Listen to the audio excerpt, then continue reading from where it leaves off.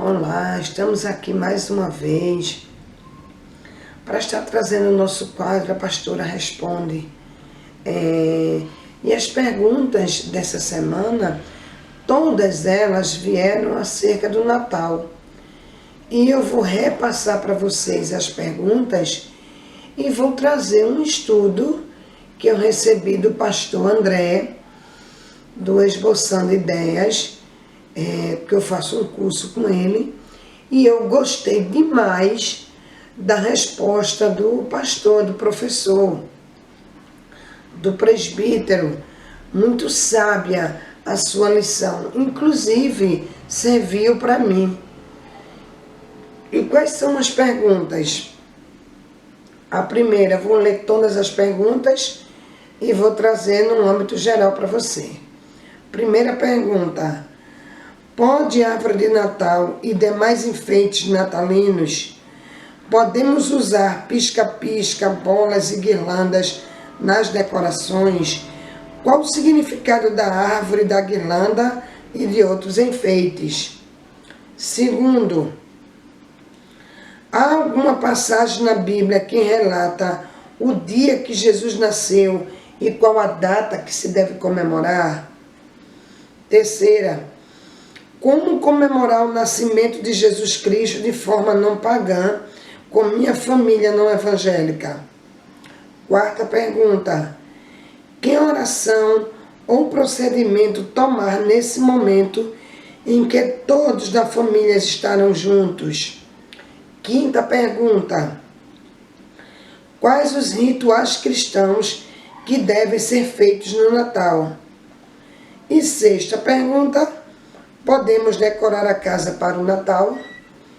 Ou seja, irmãos, a gente vê que as dúvidas e os questionamentos, eles são traduzidos em um só. Alguns anos atrás, eu recebi um estudo, não vou falar aqui o nome da igreja e nem do pastor, e aquele estudo, aquela palavra naquele momento, ela trouxe para mim um certo convencimento de que a árvore de Natal era pecado. E eu vou dizer para você o que tinha escrito, que a árvore de Natal era pecado, que comemorar o Natal era errado, qual era o símbolo da guirlanda, das bolas que colocamos nas árvores de Natal. E isso foi me chocando. Como neófita no ministério, né? A gente começa a estudar, começa a buscar conhecimento em pessoas e não na palavra. Então a nossa mente, ela termina ficando distorcida. E eu lembro na época que eu falei para a igreja que não deveríamos ter árvore de Natal, que no Natal é um mês solístico, que se comemora o Deus Sol, ou a Saturnia, né? Saturnália, que se comemora, que é uma festa pagã, uma festa totalmente pagã, que os herodianos, eles comemoravam o Deus Sol naquela época, oferecendo sacrifícios. Onde a guirlanda, ela representa a coroa, né, que os atletas, os deuses pagãos, né, como Eros, Atenas, Zeus, os deuses da mitologia grega, eles usavam na cabeça quando eles iam participar de algum evento. Então aquela guirlanda, ela representava o símbolo pagão, um símbolo de, vamos dizer assim, de tortura. E que as bolas que eram colocadas nas guirlandas, elas eram dedicadas aos animais que eram sacrificados ao Deus Sol. Os testículos daquele animal se colocava naquele ramo de árvore e se pendurava principalmente na porta das casas para comemorar o Natal. E isso é o que eu aprendi. Aprendi também que a árvore de Natal era consagrada a um deus chamado Nisrod, que por sinal é da linhagem de Noé, que era um agricultor, um cortador de árvores, ele cortava árvores. Isso aí eu aprendi quando eu estudei, quando eu fiz o meu curso de teologia, e estudando essas questões da mitologia, né? Quem era Deus para algumas mitologias, em algumas crendices, algumas crenças. E eu conheci Nisrod, que ele era o deus da árvore. Então aprendi que se cortar a árvore era em homenagem a Nisrod. Quando Nisrod morre, o que acontece na sua cultura? Se coloca uma árvore em homenagem a ele, justamente no ano solístico, e ali as pessoas colocavam as bolas, que eram os testículos dos animais, simbolizando o sacrifício que eles estavam fazendo. Só, irmãos, que na realidade eu aprendi isso, mas eu fiquei com uma dúvida bastante grande no meu coração. Não foi algo que eu aprendi e ficou, e eu repassei para a igreja aquilo que eu aprendi. E algumas pessoas deixaram de usar a árvore de Natal, ou deixaram de usar alguns itens da árvore de Natal. Mas, graças a Deus, a nossa fé, ela vai sendo aperfeiçoada na medida que a gente ouve. A nossa fé, ela vai sendo alicerçada na maneira que a gente busca, né? O profeta Oséias, ele diz: o meu povo é destruído porque lhe falta conhecimento. Então eu comecei a buscar um conhecimento dentro da palavra, o que é errado, o que é certo, o que pode, o que não pode, o que é de Deus, o que é do diabo.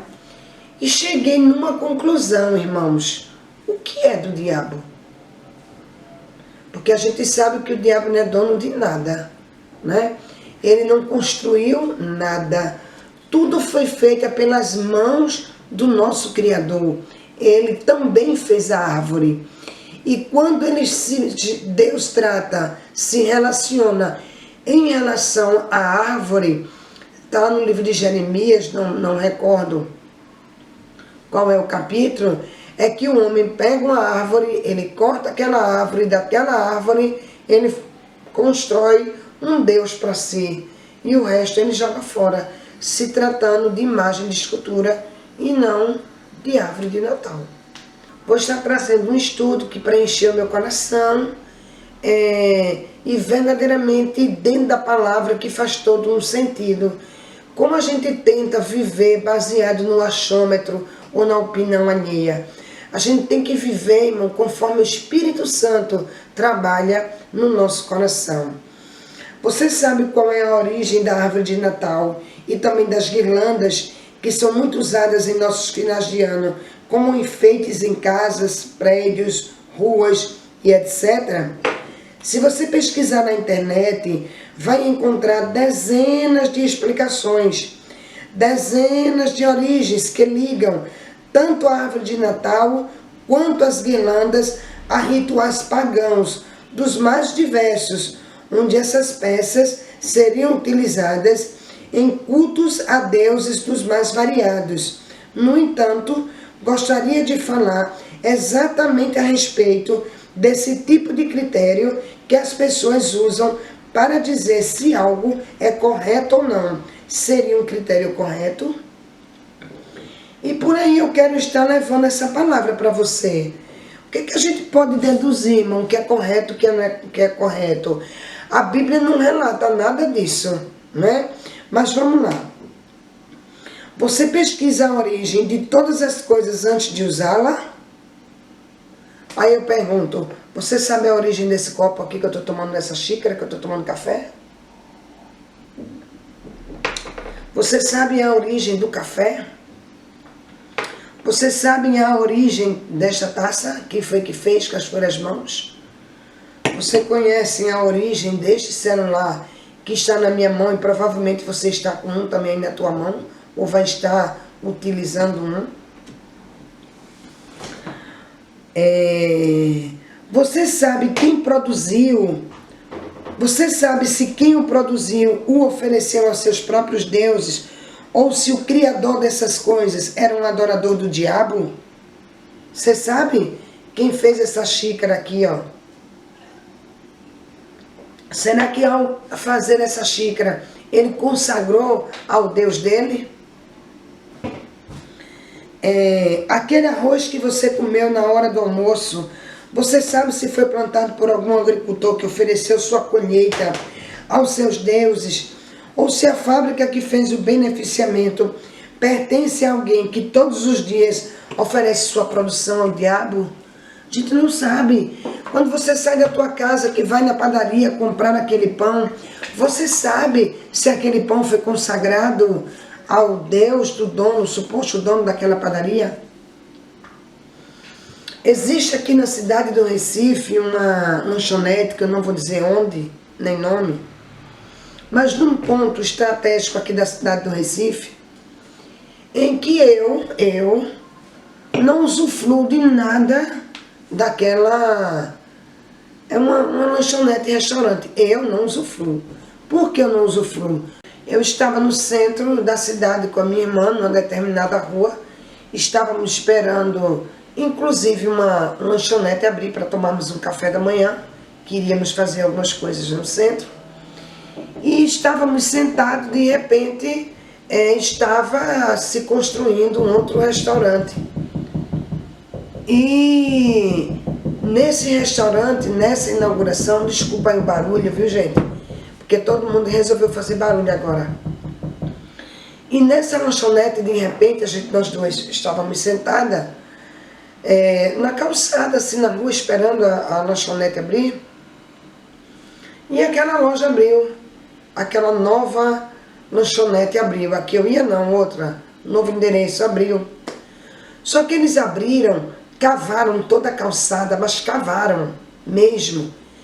E ali trouxeram uma mulher de uma religião, e aquela mulher com as suas vestes da sua religião, aquela mulher começou a benzer, aquela mulher começou a jogar moedas dentro daquela calçada, aquela mulher começou a jogar sal, jogou umas pedras diferentes, fez as suas rezas, recebeu uma entidade, um espírito, e fez toda a sua oferenda ali, e aí jogaram o cimento em cima, e aquela mulher entrou adentro da loja, adentro daquela lanchonete, para continuar a sua cerimônia pagã, oferecendo tudo aquilo ali naquela loja. Eu não vou, porque eu vi, ninguém me contou, eu vi, eu estava presente, então eu sei que tudo ali dentro daquela loja foi consagrado. Então eu não vou comprar. Em hipótese nenhuma, eu não vou comprar. Outra vez também eu entrei numa loja, e lá naquela loja tinha uma amiga, uma conhecida. Na época ela era manicure. E eu entrei na loja para comprar um produto de decoração. Uma loja muito grande também. E quando eu entrei, aquela minha conhecida estava trabalhando no caixa daquela loja. E aí ela me chamou. Ela disse, olha, eu estou aqui por experiência, mas eu não vou ficar na loja. E eu te aconselho a não levar esse produto. Você encontra na tal, loja tal, você encontra, porque tudo aqui é consagrado. Vem cá para eu te mostrar uma coisa. E eu fui com ela.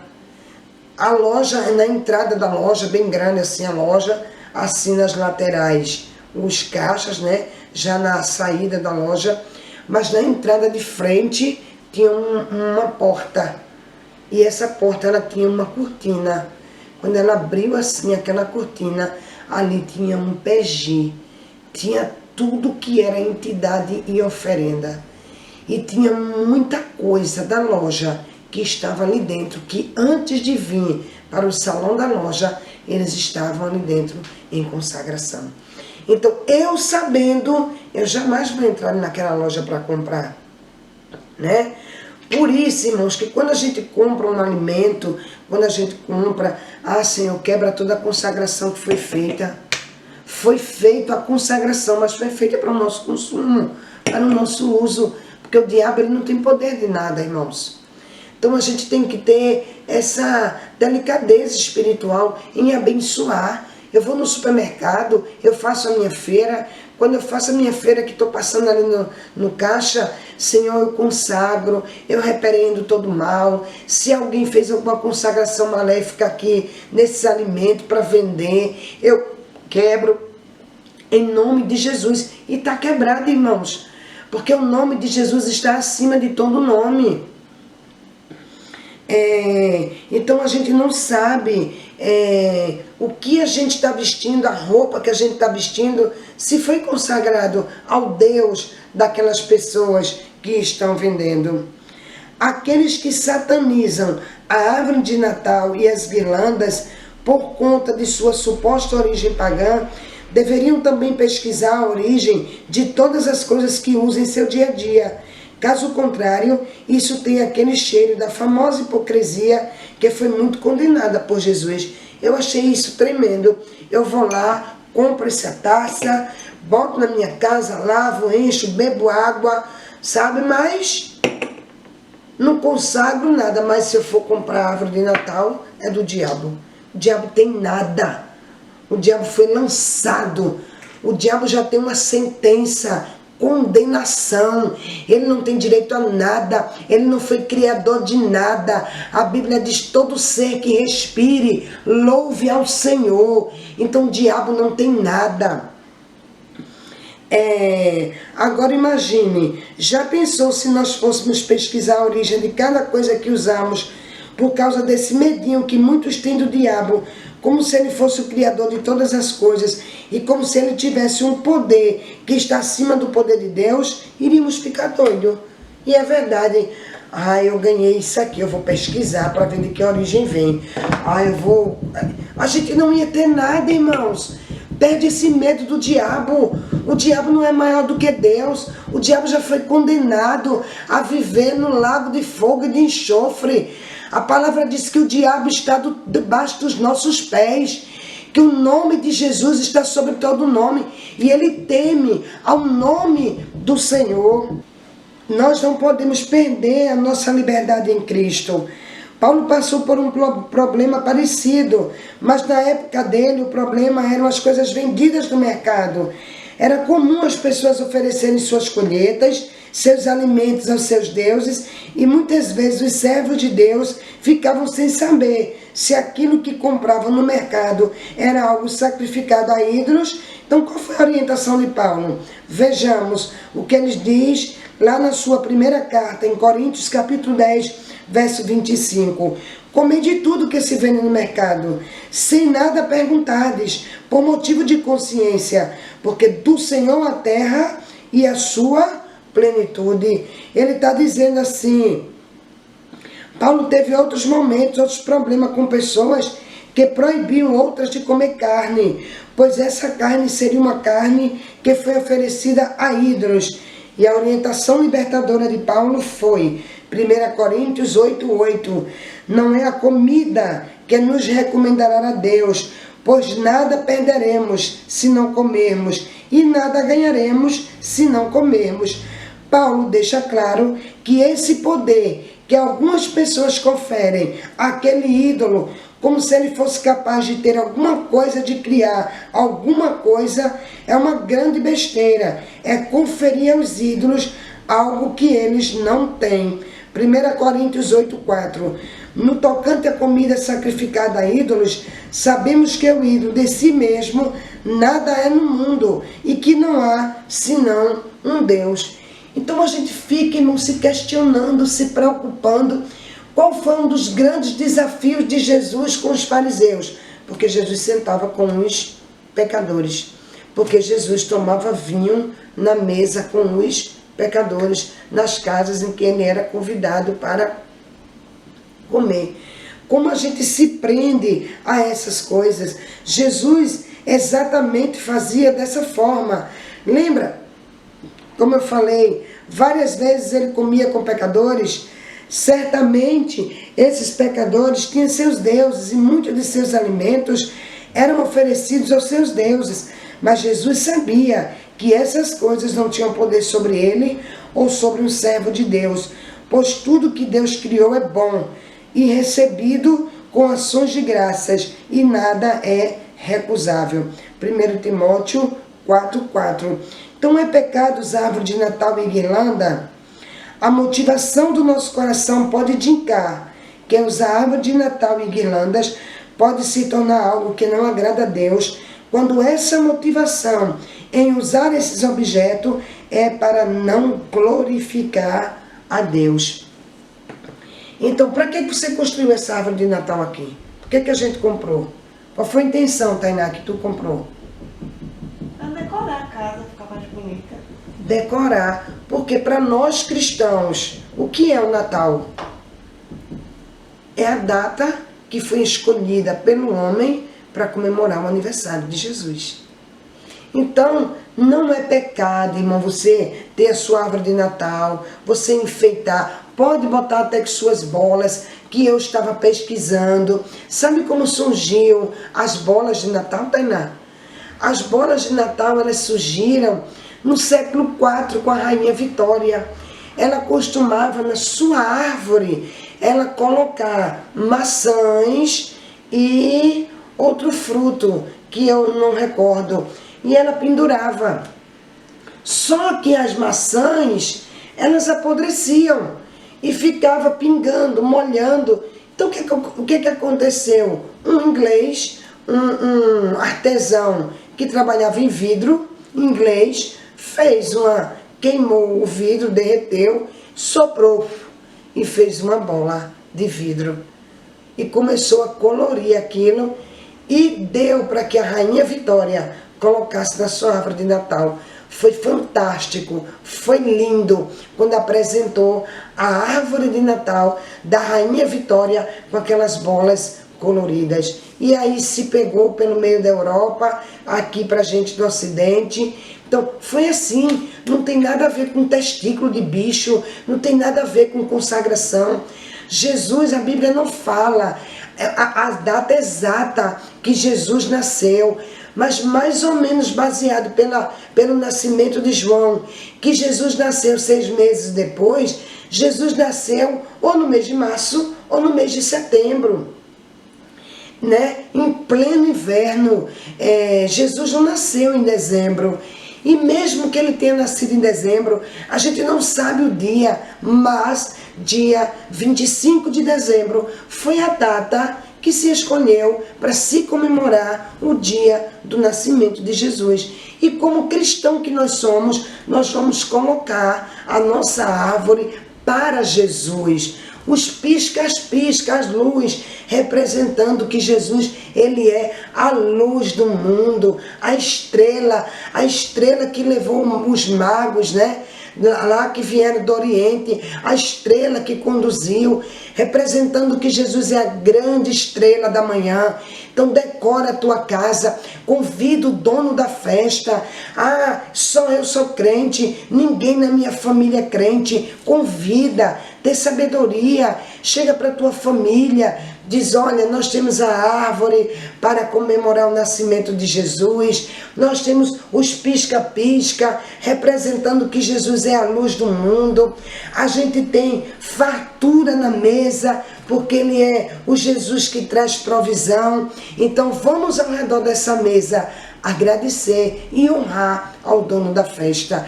Então se reúne com a tua família, ora com a tua família, se reúne ao redor da mesa, agradece a Deus, ao Pai, por ter dado Jesus, seu Filho, que nasceu e morreu na cruz do Calvário, para que a gente hoje pudéssemos estar celebrando essa vida.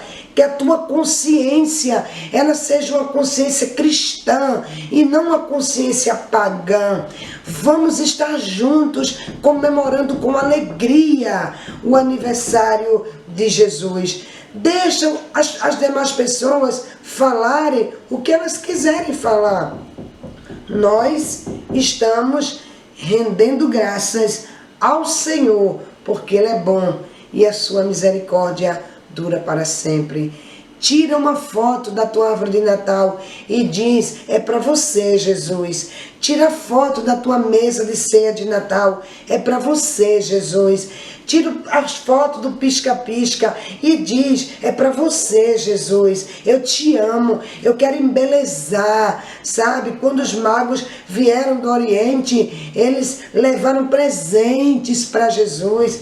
Presenteia Jesus com o teu coração, com a tua alma e com a tua vida. Celebra, é Natal. Jesus nasceu, um menino nos nasceu, um filho se nos deu, e o governo estava sobre seus ombros, e o seu nome será Conselheiro, Deus Eterno, Príncipe da Paz. É isso que Ele quer. Então vivamos para estar homenageando a Jesus, o Rei da Glória.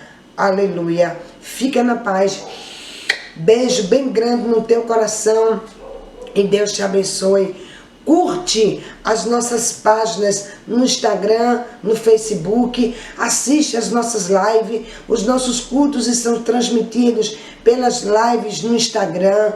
Curte também, dá um joinha aí, se inscreve no nosso canal, envia tua pergunta que nós vamos estar aqui respondendo para você. Deus te abençoe. Vive assim, ó, porque Ele vive, posso crer no amanhã.